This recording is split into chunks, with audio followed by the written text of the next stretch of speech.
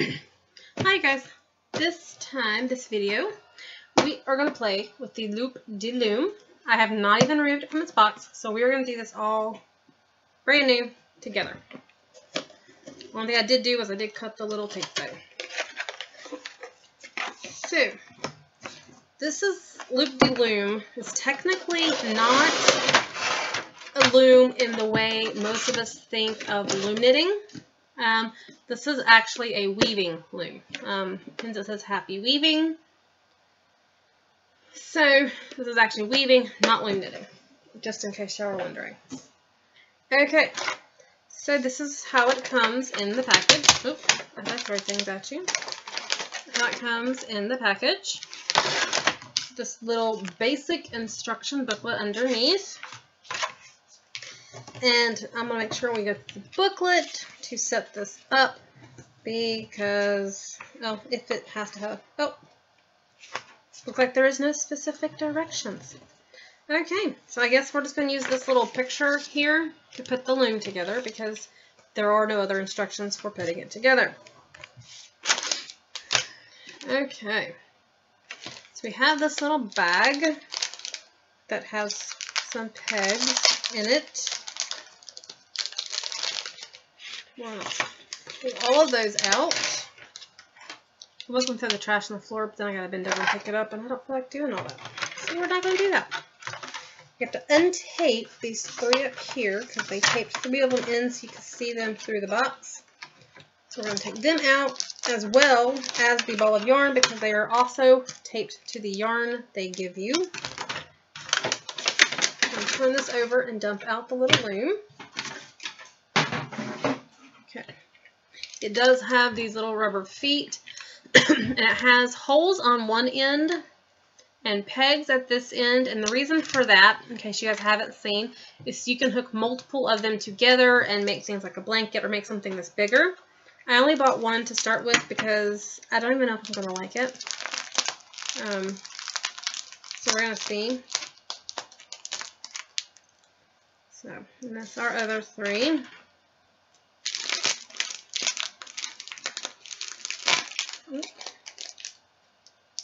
I think what I'm going to do, I could use their yarn, but I'm not going to because I don't want to use it right now. I'm going to use some of the yarn, this bag of yarn that I got from Walmart. That was part of my free thing from using the the money back from the savings catcher. And this is Red Heart Comfort. It's dye lot K2080. It does not have an actual color name. Even on their website, it did not have a color name when I bought it from Walmart. It just said like pinks and blues and green, or pinks, greens, and oranges, or something like that. There's the end. We're going to take this off because I will end up taking this once I'm done, and I'm going to make cakes out of it later. So I'm just for now going to use it straight off the skein. Okay. Now I'm assuming, because it doesn't tell you any different, sorry, that would be my husband texting me, that they go in however, because they are all the same height. I'm going to put the loom here. I'm going to actually turn this so you guys can see what we're doing. Basically, if you're using this, this would be facing you. This way, I'm going to put this way though so you guys can see as I'm doing it what I'm doing, because I'm using my laptop to film this, so I can't really sit behind me. So, first things first, we have to get the pegs in. I'm assuming it really doesn't matter how they go in, other than, see, it has them facing each other, except for one on the end which faces away. Okay, so one, so basically the back ends face the back ends, the little clips, it shows facing each other in the picture. That's how we're going to put it together. It shows the picture of what it looks like, but I don't see anything as far as... Oh, here it is. Ha! I missed a page. Loom setup. Turn the lever to one side. So I guess I put all these in wrong. Let's pull them all out. Turn the lever to one side and place the 15 pegs into the base, making sure the guides are at the top of the pegs in alternating directions. Okay, so we're going to do this. One faces forward, one faces back. And we're going to keep going. Keep going. Forward. Back. These are actually really easy to move, so if you're not using this, it would be best to store it either in a hard plastic box, tucker tote type thing, or back into its original box it came in, because these things look like they would be very easy to break, and I don't know that you can buy replacements for them yet, unless maybe you can find them on eBay from where somebody has broken theirs. But with it being fairly new, I don't know how easily you're going to find replacement pegs. Just so you know. For each peg, measure and cut your warp strands twice the length of the article you plan to make, plus 12 inches extra. Okay. Since we're not going to do anything super huge, and I have no scissors over here, give me just a second. Okay, yes, I do have bigger craft scissors, but I like my little zebra ones because they're sharp. We're not going to make this super huge thing because I'm probably not going to actually, whatever goes on here, keep it. It's just going to be to show you guys, and then I'll take it all apart later. Okay, so we're going to make this is going to be what it is. And there may be other videos from people out there that have already done this. I have no clue. I have not looked. 15 of these.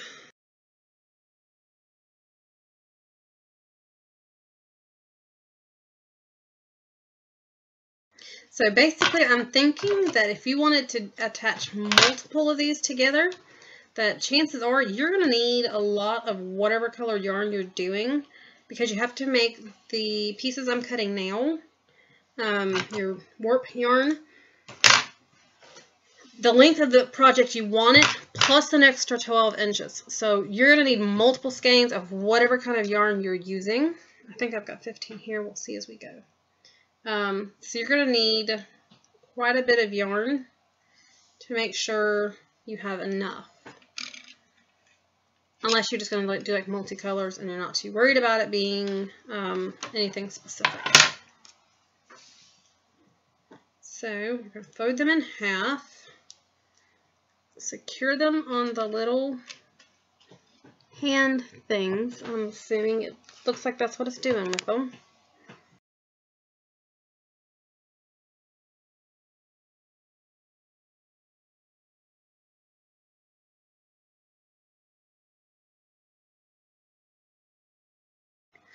Okay, last one going on.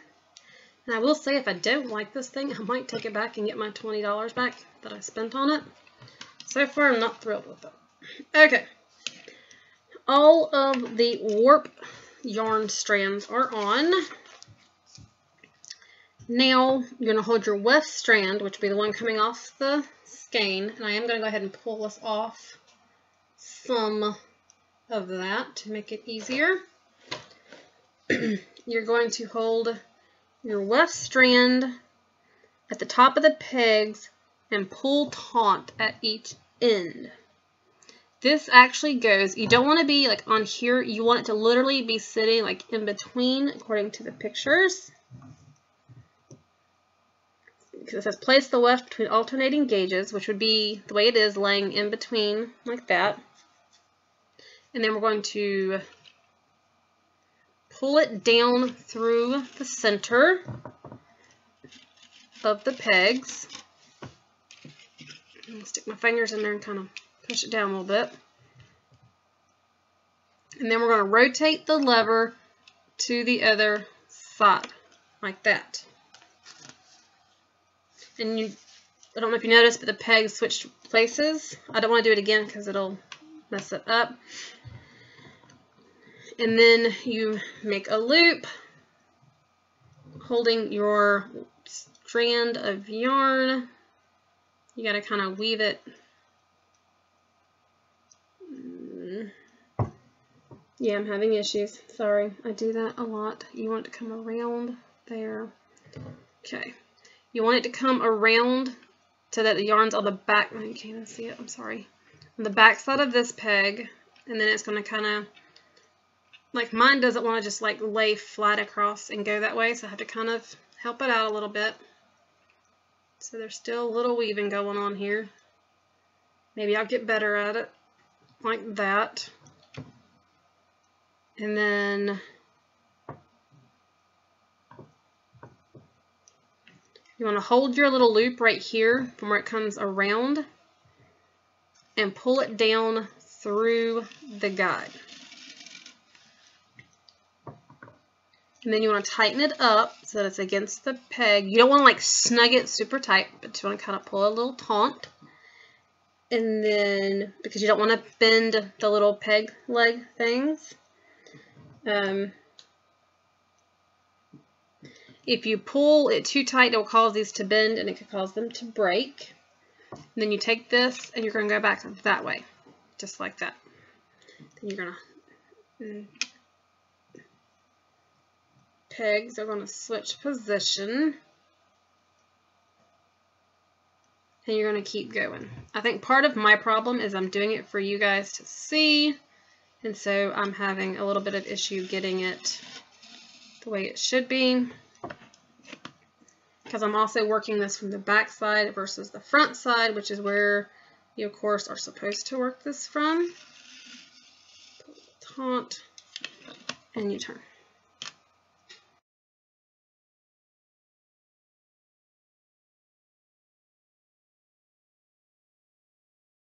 And flip the peg.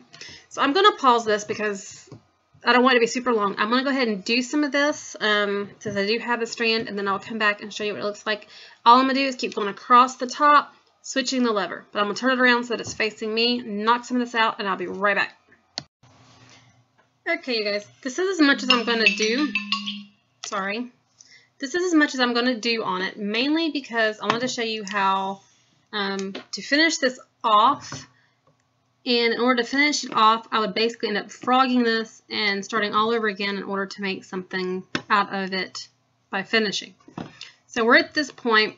Let's say we're a little higher and we need to get this out of the way so we can continue on our length. I'm letting you guys look at the back side because that's where the work's going to come out, just so you know. So what you do is you take this right here, the first warp peg. It just says to pull the peg. I'm going to hold the warp yarn too so I don't mess it up.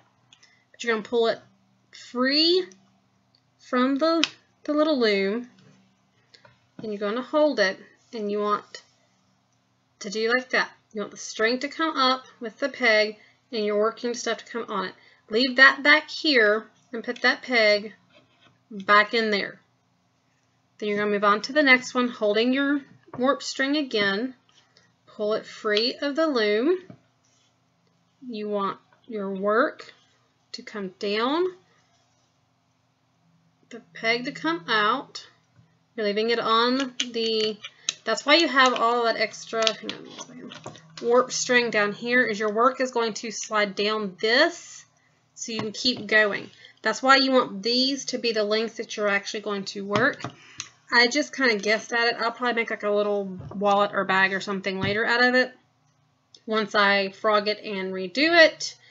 So I want to show you guys the end of it anyway before we finish. So we're going to keep going. And you're going to do this all the rest of them. Make sure you keep the yarn up in these pegs. You don't want to have your warped yarn out.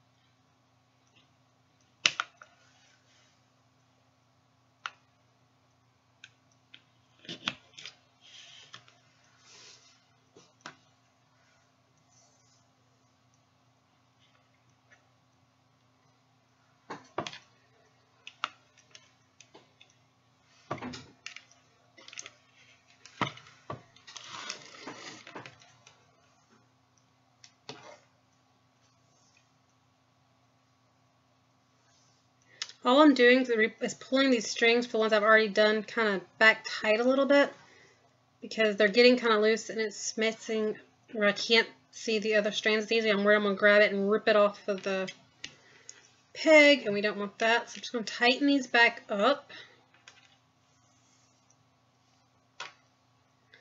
Now, this will leave it on mine kind of hanging off the loom. That's totally fine.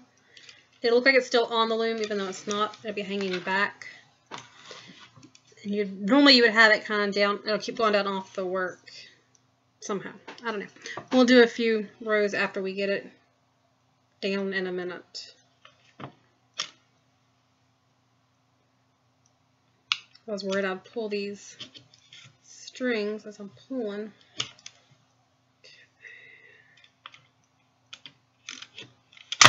Ooh, almost broke a peg.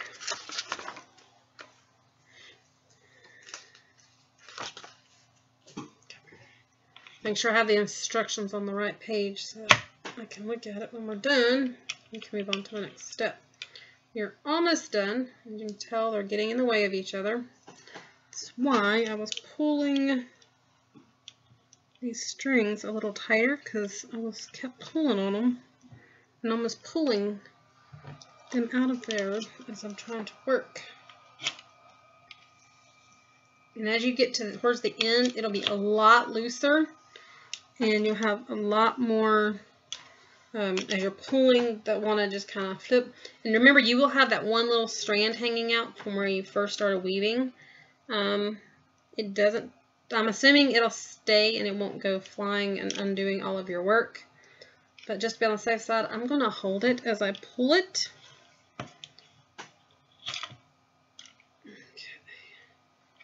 Just wanted to hold it for a minute so I didn't like unravel it, because I know me.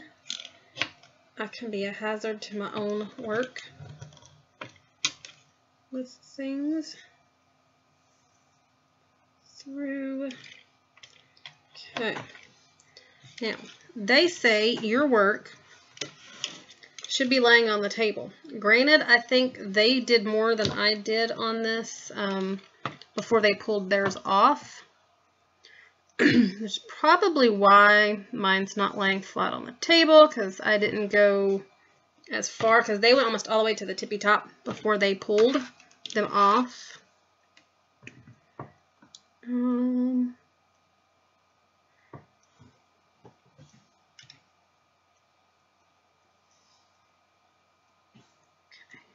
this one here. In case you're wondering, I had a big huge loop at the top. So this would be our extra string. This, had I went all the way to the top like you were supposed to, this would actually be laying down here on the table, but I didn't. And then it tells you to make sure and check that you're in the right direction for putting on your next strand, which mine, I don't know if it is or not. No, so I didn't turn it. You would turn it and then put on your next strand and continue working. I'm not going to continue working on this because I want to show you how you would pull this off if you were done. We're going to say that I have knitted or weaved as much as I'm going to knit, weave, whatever you want to call it. That's what we're going to do. We're going to go and move on to binding it off, getting done with it. And we've already pulled them. Normally we weave more, and basically you'd pull the peg out like we have it here. Same way we did this step. But basically, and see how I left this big huge gap right here? You'd pull this out, pull it out of your working yarn, leave it with this nice big loop on it, and you're pulling it off. So in my case, because I stopped here to show you guys, I'm just going to pull them off. I don't have to actually pull all of the little pegs out because I've already left that big gap from where I just finished working it. I will say that while you're working it, to push this down, I use my scissors because that's all I've got in here with me. It was just easier than trying to go get something. But if you're a loom knitter, your loom pick will work to help you kind of push down. Once you get higher up, you can use your hands and push it down and help it out. But when you're dealing with this handle thing right here, it's easier to have something kind of sharp to push down in there to help push those rows down. If you're not a loom knitter, and you're a crocheter, a thin crochet hook would work. Or if you're a needle knitter, one of your thinner knitting needles would work. If you're none of those and you don't have any kind of crafty thing, this is your first crafty attempt, a wooden skewer, a pencil, a butter knife, anything that's just kind of thin that'll fit in there easily, down in between these, because when you're trying to push down, it's kind of hard to get your hand in right here to push that work down. So I was having like every 3 or 4 rows come in with my scissors and kind of push down, especially right here at the knob to get it down low enough. You would move your loom out of the way. So we're going to say this is our finished product. You wouldn't have this much string, of course, because you would be down further from knitting everything. But this is what it would come off as. You would take and you would kind of tighten up at this point your weaving work as tight as you want it to go so that it's not loose, so you don't have those super big gaping holes. I do really like how that looks. I will be taking a picture of this here shortly for Instagram. So the book on page 13 does have different ways of finishing. There are different techniques for finishing this off to actually tie this off. You can do knotted ends if you're doing a scarf, a placemat, or a pot holder. You would knot together I'm not actually going to knot these because I want to be able to use these. So, but you would take like the first 2, if I can get them to separate. Okay. So you would just take these, tie these together. I will do it loosely so I can undo it, but you'd want to do this really tight, like that, and then you put an extra one in there and make a knot, and that will keep that from coming off at this end. Like I said, I don't want to do that because I want to actually still use this and move and show and do something else. We'll be able to continue on doing this because it's really cool. If you are a lap crafter, which I am all about doing mine in my lap as I'm watching a movie or something, unless you have a lap desk, this will not work in your lap. You have to have a flat table, flat surface. It would rock in your lap. It'd be too hard. You can get lap tables really, really cheap. I know Michael's actually had some on their Christmas clearance for like $5 instead of $20 the other day. You can get a really decent one. They were kind of crappy as far as the beads go. They're meant more for kids. I've got one. I got mine at Walmart. It was $10. It's decent size. It holds my laptop and my mouse with a little bit of extra room. Fits perfectly. It has a nice soft cushion underneath the bottom that the fabric is ripping off, but you can actually detach that cushion and replace it if you don't want the cushion at all. But it's actually lasted me now for over a year, and it's a really good one. I could do this on that table and I'd be fine because it has the non-slip feet, so that would be good. The second finishing technique is the knotted seam, like you would do if you're making something like a hand warmer or the beginning of a purse or some kind of case. You would fold the article in half and you would then tie these strands on each end. I'm thinking that way.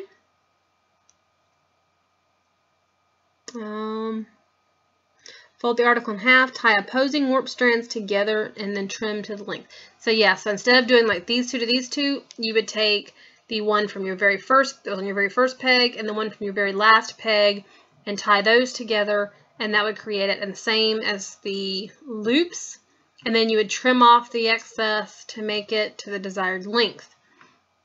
The third option, and this whole time be careful because your working yarn is still flapping there so it doesn't fly off, because mine's fixing too, and it's still attached to my skein of yarn. The last one is the stitch seam. So you'd use it on like a case, a bag, a purse, something like that. Let's say I want this to be the inside of it. I would turn it inside out, so I would fold it this way because I want this to be my inside, which in this case it really wouldn't matter because it's the same pattern either way, pretty much with the variegated yarn. And then with a needle and thread, you're going to run a stitch along the wrong side, and then you turn the article inside out. That's kind of where it leaves it. If I were going to do the steam stitch, what I would actually do is I would actually take these here, and I would grab, if you're a knitter, you have more than likely in your collection some really nice long metal stitch holders, like the long ones that look like huge baby safety pins for diapers. I would use one of those, and I would actually pull these warp strings down closer to the bag before you tie them. That way you don't have that big huge amount stuck inside. And you can, like on this end, you'd actually be able to stitch through these, you know, from like this side to this side, and actually use those once you make smaller loops. Like, let's see. Let me see if I can do this. It's this one. Give me just a second. And then this would be my opposite end. So like my weaving work's coming loose, but it's because I've been playing with it so much with the different types of techniques. So let's say I wanted to stitch this together, and I could make these even tighter if I had a stitch marker, metal bobby pin type stitch marker in there, stitch holder, not marker. But then you could take and tighten these up even more once you get them on that metal, because that metal would give you a very, very small, thin hole, and you could run your stitch straight through there. And then you would just take and you would, after you're done stitching, you would turn it inside out. All of your little strings would be inside of your work. I'm trying to make this so you can kind of get an idea of what it would be. And you would have your little bag. I like this. I was debating it. I thought I probably wouldn't like it. Actually, I do. I think I'm going to keep it. I love the texture and the look of it. I think what I may do, this is acrylic yarn. I do believe. I'm pretty sure most of the red heart is. Yes, it's 100% acrylic. I would like to take this loom, and I think I'm going to try it with some cotton yarn and do these and maybe make like pot holders out of them, and that would be an awesome Christmas gift. So, if you get one and try it, leave comments down below. Let me know what you think. I am actually going to put this up for now because I do have a video to do and I do have some cleaning to do, and it's well past my lunchtime because I have been videoing non-stop this morning and I have lots of editing to do now. And hopefully in some project update videos I will get to show you guys some of it. And some of this bottom row is coming undone because the very first strand I weaved is laying in there somewhere and it's coming undone, but that's okay. It shouldn't do that when you're closing it off. It's doing it to me because I've been flipping it around, showing you guys the different stitches and everything else and how to close it off. So I hope you enjoy it, and I look forward to seeing what else I can make with this, and I will see you guys later.